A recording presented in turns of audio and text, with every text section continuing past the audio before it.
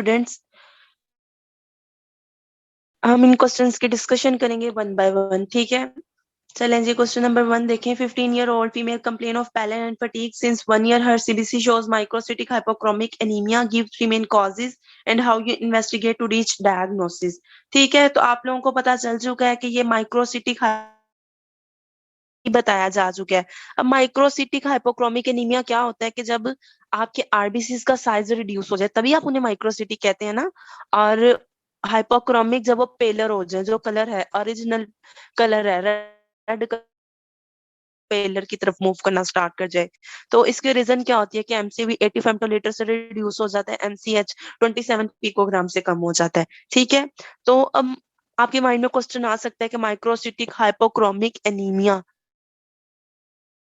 काफी एनीमियाज आ जाते हैं उसमें, मतलब आयरन डेफिशिएंसी एनीमिया भी आ सकता है, एनीमिया ऑफ क्रॉनिक डिजीज भी आ जाता है, लेड पॉइजनिंग भी आ जाती है, सिडरोब्लास्टिक एनीमिया भी आ सकता है, और थैलेसीमिया भी आ सकता है। लेकिन स्टूडेंट्स, आप लोगों को ये बात पता है कि एक तो यहाँ पे आपको बता दिया गया है कि फीमेल है, पैलर और फटीग की हिस्ट्री बता दी गई है।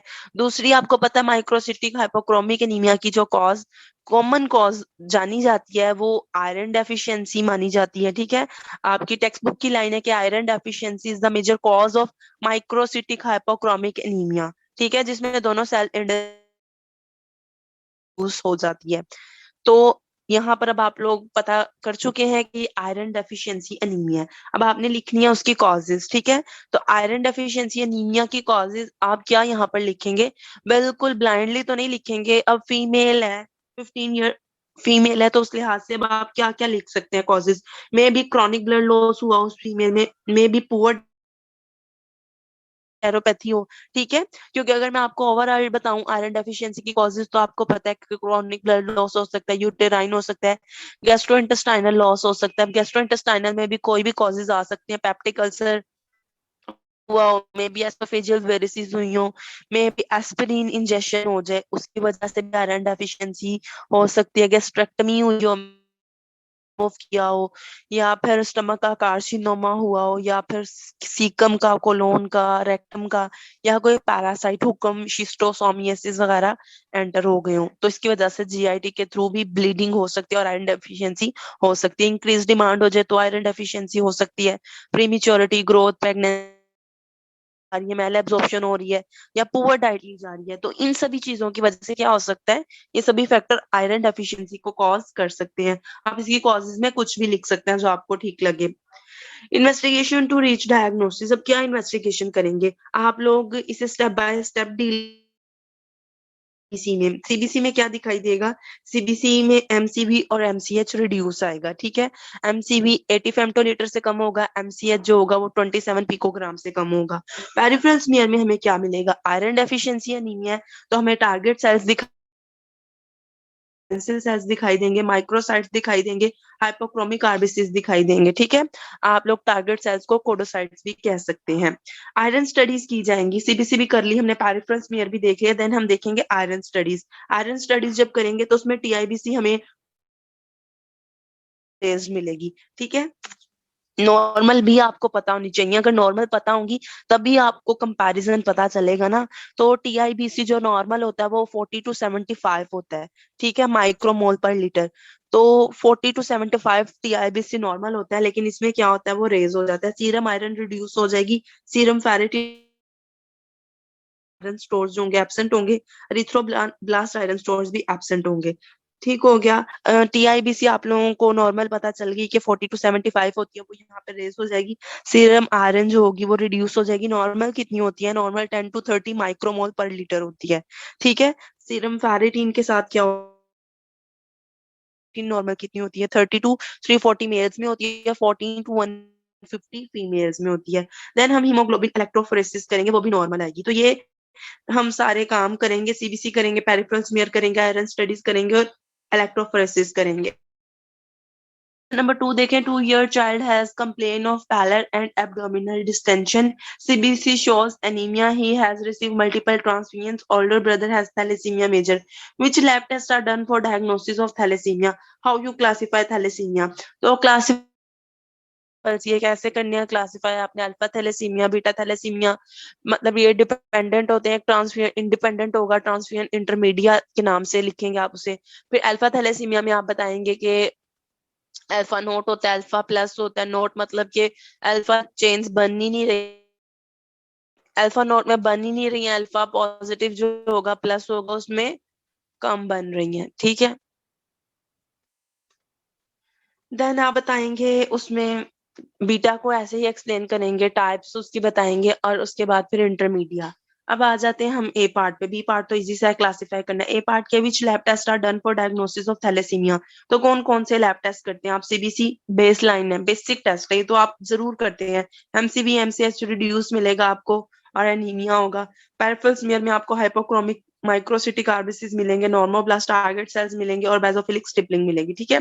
देन आप क्या करेंगे, इसके अलावा क्या test perform, high performance liquid chromatography करेंगे, और उसमें फिर आपको क्या पता चलेगा, आपको एचबी की जो टाइप्स हैं उनकी प्रेजेंस और एब्सेंस पता चलती है। देन डीएनए एनालिसिस करेंगे। क्वेश्चन नंबर 3 देखें, classify transfusion reaction. Transfusion reaction क्या होते हैं कि आपने ब्लड ट्रांसफ्यूज किया, उसके दौरान या उसके बाद, अब बाद कितना बाद हो सकता है, फौरन भी हो सकता है, कुछ अरसे बाद भी हो सकता है, उस अरसे के बाद इफेक्ट्स दिखाई देते हैं, तो हम उन्हें कहते हैं कि ट्रांसफ्यूजन रिएक्शंस है। ट्रांसफ्यूजन रिएक्शंस हमारे पास बहुत इनकी ये कॉमन नहीं है कि आप यूं कहें या यूं सोचें कि हमने जो ब्लड ट्रांसफ्यूज किया हमें दिखाई देगा ही देगा कि ये ट्रांसफ्यूजन रिएक्शन हुआ है इस पेशेंट के अंदर। अब यूं कह लें कि बहुत तकरीबन 50% जो होते हैं ना ट्रांसफ्यूजन रिएक्शंस, वो होते हैं क्लैरिकल एरर्स की वजह से, ठीक है। और क्लैरिकल एरर्स क्या कर देते हैं, एचटीआर कॉज कर देते हैं। या अगर मैं ओवरऑल बात करूं तो 2 to 5% केसेस में ट्रांसफ्यूजन रिएक्शंस होने के चांसेस होते हैं। अब अगर हम इसकी क्लासिफिकेशन की बात करें जो कि हमें पूछी गई है, हमें इसकी स्टोरी तो नहीं पूछी गई कि होते हैं या नहीं होते, कॉजेस क्या होती हैं, तो वो हम जनरल डिस्कस कर रहे हैं। लेकिन आपको क्लासिफिकेशन आपने कैसे बतानी है, आपने बताना है कि इसमें कुछ इम्यूनो इमीजिएट होते हैं और कुछ डिलेड होते हैं, ठीक है। देन इमीडिएट में आपने बताना है कि इम्यून होते हैं और नॉन इम्यून होते हैं, मतलब इम्यूनोलॉजिकल होते हैं, और कुछ जो होते हैं वो नॉन इम्यूनोलॉजिकल होते हैं। अब जो इम्यूनोलॉजिकल होते हैं उसमें आपके पास क्या क्या आ जाता है, उसमें आपके पास आ जाता है फिब्राइल आ जाता है, फिब्राइल कैटेगरी का आ जाता है, ठीक है। Febrile non hemolytic transfusion reaction आ जाता है, एएचटीआर आ जाता है, acute hemolytic transfusion reaction, allergic reaction आ जाता है, एनाफाइलेक्टिक आ जाता है, और ट्रैली आ जाता है, ठीक है। Transfusion related acute lung injury.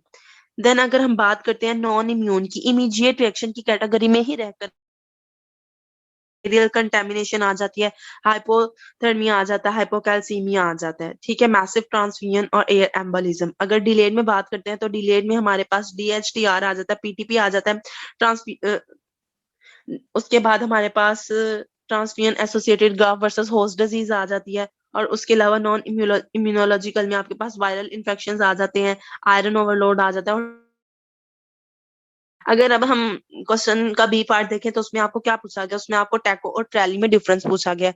Taco और ट्रैली में डिफरेंस आप किस तरह से करेंगे, सबसे पहले तो आप ये बताएंगे कि ये स्टैंड करता है किसके लिए, टैको का बताएंगे, ट्रैली का बताएंगे कि trolley transfusion related acute lung injury है, ठीक है। टैको क्या है, ये सर्कुलेटरी करते हैं, इनकी इम्यून रिएक्शन, अगर ट्रांसफ्यूजन रिएक्शन आपको पूछ लिया गया है तो आपने क्या बताना होता है इसमें, आपने बताना होता है कि इस पहले तो आपने जनरल थोड़ा सा बताना होता है कि ये कैटेगरी कौन सी है, इमीजिएट है या फिर इम्यून है, इमीजिएट एड है, इम्यून नहीं है, नॉन इम्यून है, ये बताना होता है। आपने साइंस बताने होते हैं, पैथोफिजियोलॉजी बतानी होती है, ट्रीटमेंट बताना होता है, और फिर प्रिवेंटिव मेजर यानी प्रिवेंशन बतानी होती है एट द एंड, ठीक है। ऐसे ही हम इसे डिस्कस करेंगे। अब ट्रैली क्या होता है, बेसिकली ट्रैली किसमें डिस्कस किया है, इमीडिएट इम्यून रिएक्शंस में डिस्कस किया है, ठीक है। तो ट्रैली में होता क्या है, बेसिकली डोनर एंटीबॉडीज जो होती है ना वो एल्वुलर एंटीजेंस के साथ कंबाइन कर जाती हैं, या आप यूं कह लें कि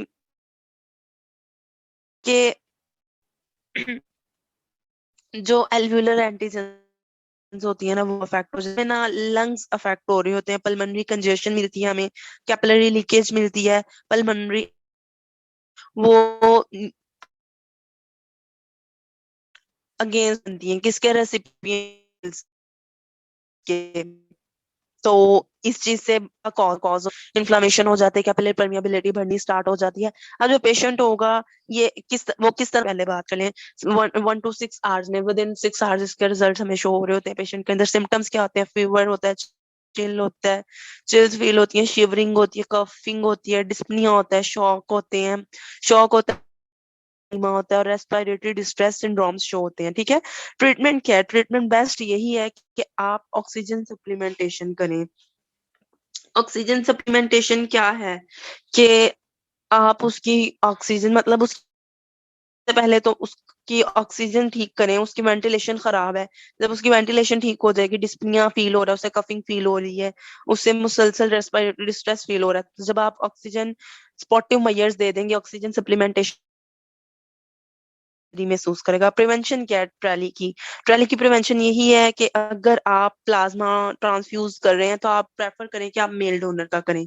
ठीक है, तो ये इसकी सिम्टम्स आ जाती हैं, वो मैंने आपको बता दी हैं। फीवर होता है, chill, dyspnoea, shock, respiratory distress syndromes known कर। प्राइमरी ट्रीटमेंट जो होता है वो स्पॉटिव मेजर्स ही होते हैं, और स्पॉटिव मेजर्स में ऑक्सीजन सप्लीमेंटेशन, कैनिकल वेंटिलेशन आ जाती है। प्रिवेंशन क्या है? प्लाज्मा अगर ट्रांसफ्यूज करें तो कोशिश करें कि मेल डोनर का करें। टैको, टैको क्या है? टैको टेम्परेरी रिएक्शन है, और इसमें होता क्या है? बेसिकली ब्लड वॉल्यूम और वीनस प्रेशर राइज हो जाता है। तो हेल्थी पेशेंट है तो इतना कोई मसला नहीं होगा, हम डील कर सकते हैं, मतलब वो पेशेंट डील कर लेगा, इतना ज्यादा मसला नहीं होगा, इतना सीवियर नहीं है।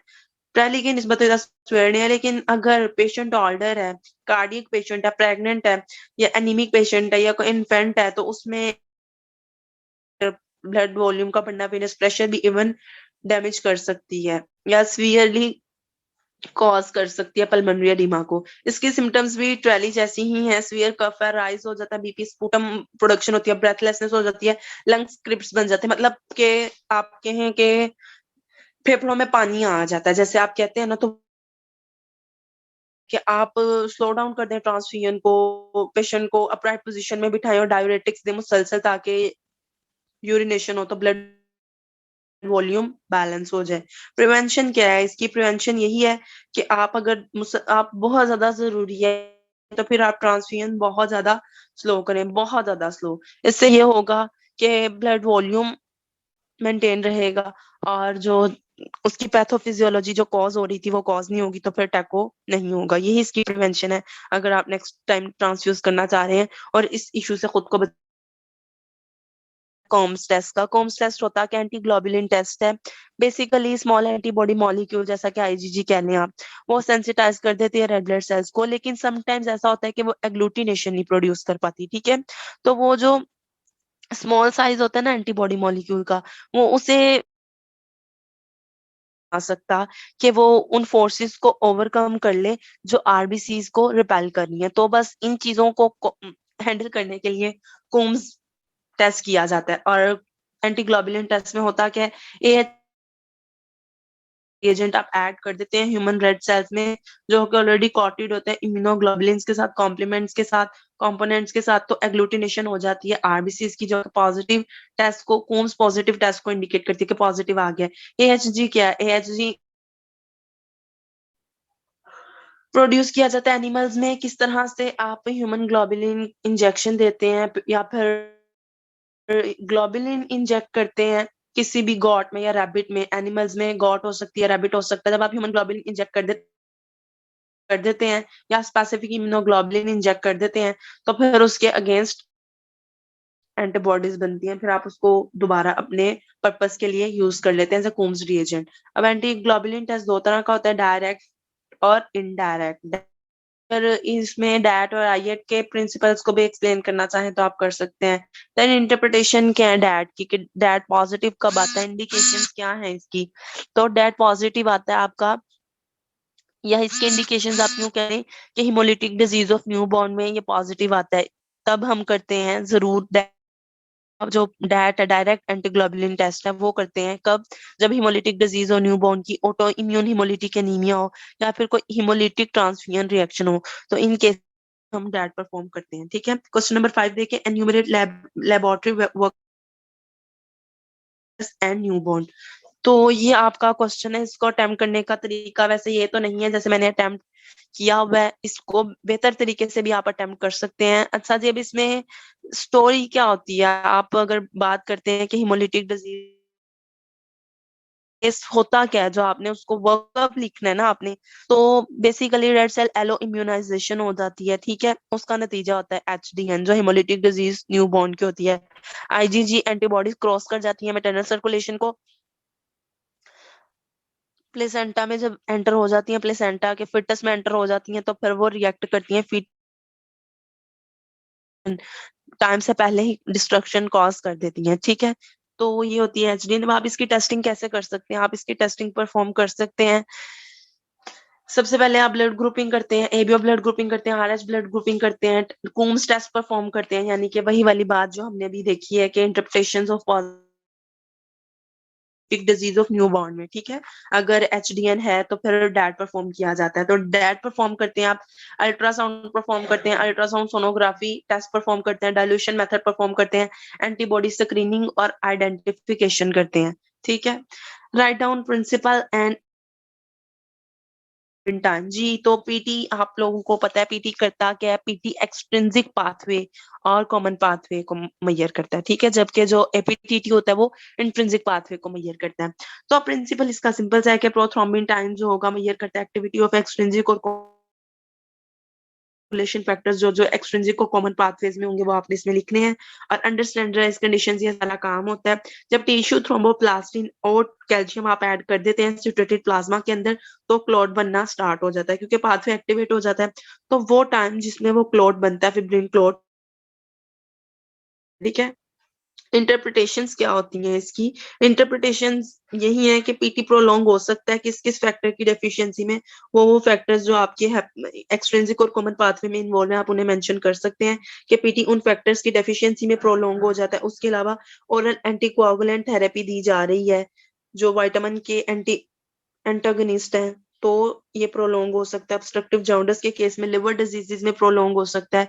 हेमोलिटिक डिजीज ऑफ न्यूबॉर्न में, मैल एब्जॉर्प्शन में, विटामिन के डेफिशिएंसी में, hereditary deficiency of concern factors जो है DIC में, डिसेमिनेटेड इंट्रावास्कुलर कोagulation में, ठीक है। क्वेश्चन नंबर 7 देखें। 30-year with oozing from venipuncture site and operation wound. She has been operated for abruptio placenta. What is diagnosis? Write down lab findings. जी, तो oozing है, oozing आपको कंफ्यूज नहीं करेगी, आपने नहीं जाना हीमोफीलिया की तरफ, आपने नहीं जाना किसी भी और कोagulation डिसऑर्डर की तरफ या ब्लीडिंग डिसऑर्डर की तरफ के ये maybe von Willebrand हो, मे बी हिमो। ओजिंग आपको बता दिए कि ये DIC है। ओजिंग आपके लिए कीवर्ड है या हॉल मार्क है सिनेरियो का। जब भी आपको ओजिंग मिले आपने फौरन से DIC को चूज करना है। डायग्नोसिस क्या है इसका, ऑफ कोर्स आपको पता चल चुका है कि इसका डायग्नोसिस DIC है, डिसेमिनेटेड इंट्रावास्कुलर डिसऑर्डर्स है, ठीक है। लैब फाइंडिंग्स क्या है इसकी, प्लेटलेट काउंट लो हो जाता है, फिब्रिनोजन कंसंट्रेशन लो हो जाती है, TT प्रोलॉन्ग हो जाता है, और जो fibrin degraded FDP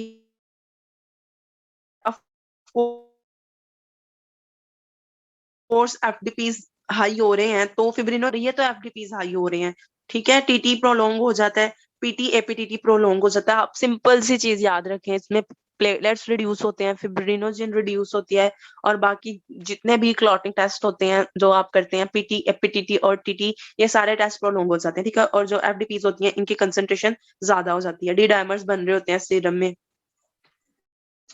question number 9 देखिए। 9-year old boy was presented with total leukocyte count. Peripheral smear shows 20 acute lymphoblastic leukemia. Describe for the lab test. तो क्या करेंगे आप, सबसे पहले तो आप CBC करेंगे, ठीक है। CBC में फिर आपको डिक्रीज भी मिल सकते हैं, नॉर्मल भी मिल सकते हैं और इंक्रीज भी मिल सकते हैं। 210 पर लीटर, जबकि नॉर्मल आपको पता है कितने होते हैं, 4 to 11 10 पर लीटर होते हैं। इवन इससे 200 भी मिल सकता है और इससे ज्यादा भी मिल सकते हैं। प्लेटलेट काउंट डिक्रीज हो सकता है, पर प्रोबेबिलिटी भी मिल सक नॉर्मल बल्कि नहीं होते, इसमें एनीमिया होता है। पेरिफेरल स्मीयर में आपको क्या मिलते हैं, ब्लास्ट सेल्स मिलते हैं, ठीक है, और नॉर्मोक्रोमिक नॉर्मोसिटिक RBCs मिलते हैं। बोन मैरो हाइपर सेलुलर होता है, और क्योंकि ये एक्यूट है, खुद ही बता दिया गया आपको कि एक्यूट लिम्फोब्लास्टिक ल्यूकीमिया है, ALL है। तो आप लोगों को पता चल जाना चाहिए कि इसमें क्या होगा, ब्लास्ट सेल जो होंगे 20% से ज्यादा होंगे, बोनर और हाइपर सेलुलर होगा, उसमें लिम्फोसाइट्स भी मौजूद होंगे। लीनेज और टी लीनेज आपको पता होनी चाहिए कि बी लीनेज में क्या होगा और टी लीनेज में। तो टी लीनेज के मार्कर्स आप लोगों ने काउंटिंग से प्रिपेयर किए हुए हैं कि CD 2 3 4 5 6 7 8। तो टी लीनेज में टीडी जो होगा पॉजिटिव आएगा। ALL में जो टीडीटी होता है वो आता ही पॉजिटिव है, ठीक है। AML में टीडीटी हमेशा नेगेटिव होता है। तो टीडीटी पॉजिटिव होगा, CD 2 positive, CD 3 positive, CD 7 positive. B lineage में टीडीटी तो आना ही पॉजिटिव है, 19 पॉजिटिव, 22 पॉजिटिव। साइटोजेनेटिक एनालिसिस और म्यूटेशन करेंगे तो उसमें क्या आ जाएगा, ALL with T1221, ALL with T922, with T11Q23, ठीक है। अब एक क्वेश्चन आप लोगों को यहाँ पे क्लियर रखना है अपना कि यहाँ पे जो ALL विद ट्रांसलोकेशन 922 उसका यहाँ पर प्रोग्नोसिस बैड होता है, ठीक है। जबकि CML में इसी ट्रांसलोकेशन का जो प्रोग्नोसिस होता है वो अच्छा होता है। वो क्यों अच्छा होता है? क्योंकि वहां पर फिलाडेल्फिया क्रोमोसोम होता है। फिलाडेल्फिया क्रोमोसोम कैसे उसका प्रोग्नोसिस अच्छा होता है। यहाँ पे ALL में जो ये 922 की ट्रांसलोकेशन होती है इसका प्रोग्नोसिस अच्छा नहीं होता, और 1221 का प्रोग्नोसिस अच्छा होता है। ये माइनर ही होता है, ठीक है। 12 माइनर है तो इसका प्रोग्नोसिस अच्छा होता है। 11Q23 वेरिएबल साइटोकेमिस्ट्री में सोडान ब्लैक नेगेटिव आता है, माइलोपेरोक्सीडेज नेगेटिव आता है, पैस जो होता है ऑफन पॉजिटिव आता है, ठीक है। जबकि सोडान ब्लैक और माइलोपेरोक्सीडेज AML में पॉजिटिव आते हैं। होता है बायोकेमिस्ट्री के टेस्ट में आपको सीरम यूरिक एसिड रेज मिलेगा, लैक्टेट डिहाइड्रोजिनेज रेज मिलेगा, और हाइपरकैल्सीमिया भी मिल सकता है लेकिन लेस कॉमनली।